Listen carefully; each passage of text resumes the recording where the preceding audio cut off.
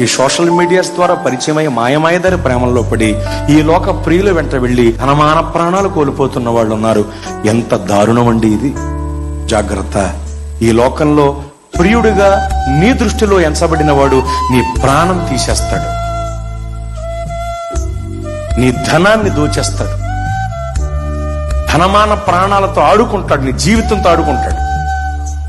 నీ జీవితాన్ని కట్టి, నీ జీవితాన్ని నిలబెట్టి, నీకంటూ ఒక ప్రత్యేక స్థానాన్ని అనుగ్రహించి తన ప్రేమతో నీవు నింపబడిపోయేలాగా చేసే ఏకైక నిజమైన పరిశుద్ధ ప్రియుడు మన ప్రభువైన యేసు క్రీస్తు వారు.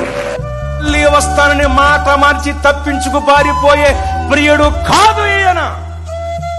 మరలా వచ్చి తనతో పాటు మనల్ని తాను ఉండు ప్రదేశానికి తీసుకువెళ్లి పరలోక వివాహ మహోత్సవంలో ప్రక్కన కూర్చోబెట్టుకునే ప్రియుడు ఈయన.